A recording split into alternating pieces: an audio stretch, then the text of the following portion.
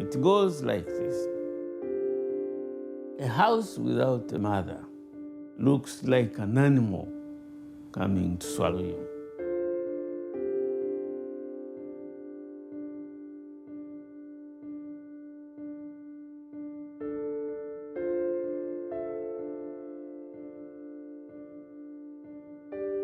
We're looking at about 2 million orphaned children in Uganda alone.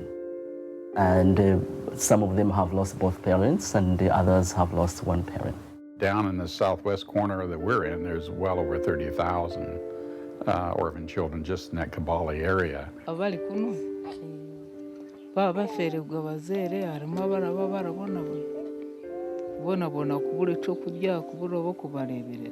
Orphan children are more likely to be abused. They're more likely to be dragged into armed conflict. If they lose both parents and there is no one to take care of them, they'll end up in child-headed households with no adult. Children sometimes fend for themselves. They might survive, they might live, but they don't have much hope.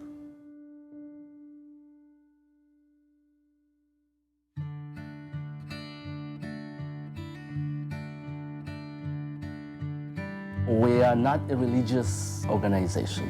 We are a non-profit charitable organization. And our mission statement is to help orphaned and vulnerable children in the southwestern area of Uganda. Our organization is composed of two major parts, the U.S. organization and the Uganda organization.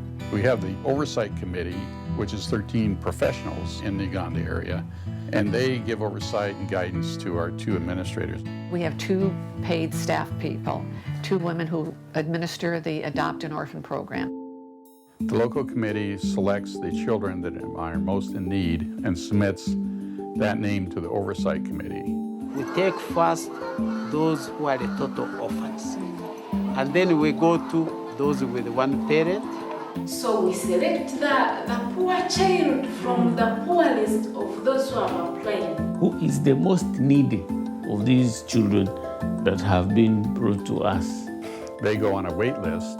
That wait list is sent over here with the child's profile, and the donor then gets to select which child that they want to sponsor.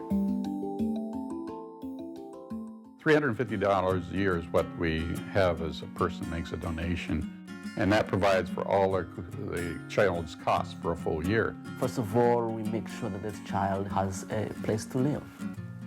Through our foster home care, we make sure that the child has a family where he or she feels comfortable. Also, part of our mission is to give them an education. We do pay the school fees. We pay for their basic supplies. The kids are in boarding schools because they're in a rural area and they can't walk, 10 miles to school. When they're at boarding school, they get much better and consistent care, and they're also in better schools. They came without anything, like clothing and even shoes. So the project has managed to buy shoes for some of our children. They get good meals, housing, they get their school uniforms, and they get medical care. So now they read properly, they write English, they speak English. In their uniforms, they look so smart, and you can tell from their attitude and the way they carry themselves what that means to them. Once a term, the child will write a letter to their sponsor. They may say a little bit about what their life is like, how things are going in school. In their letters, they refer to us as their parents, which is so endearing to us, And they don't hide their feelings when they are writing. They are always expressing their gratitude from their heart. The donors can see the progress of the kids and see where their money is going to. The letters get to be more comprehensive, better expressed. You can see the growth in the child as they develop, We still have a long, long way to go. Because we have such a huge number, we are looking for every opportunity to have that one more child. We have over 1,000 children on the wait list, and it really depends on our funding as to how many we can bring into the program. We need individual donors. Every single one makes a big difference. In Uganda and countries like it that have been really hard hit by the AIDS epidemic, they've lost a lot of their professional class. If Nobody's educating the kids. Who are going to be the teachers of the future? Who are going to be the nurses of the future? I would like to be a doctor. I would like to be a nurse. I would like to be an engineer. Education will give them an opportunity to become self-sufficient and productive members of the society. We expect a lot from these children. They're ambitious. I would like to be a lawyer. I would like to be a doctor if God wishes in the future. This is the country of tomorrow. We have to invest in the young people. What to us might be a relatively small amount of money makes a huge amount of difference. You're paying for a child's future. We're seeing the first wave now of children who are graduating from high school. We had 24 this year.